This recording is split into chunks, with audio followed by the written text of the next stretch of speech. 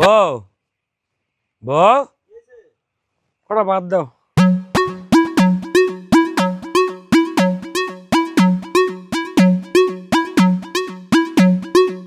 ভাত তো তোমার আছে, কি দিয়ে খাবা? একটা ব্যবস্থা করে দাও।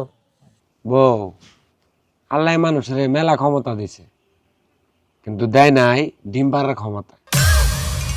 যদি মানুষের ডিম পাড়ার ক্ষমতা দিত, তাহলে দেখা ভাত খারান কিছুই নাই, টুপুস করে আটা ডিম পারতা বাইজে দিতা, দুজনে মিলে খাইতাম। অবশ্যই তোমার ডিমের সাইজটা একটু বড় হইতো।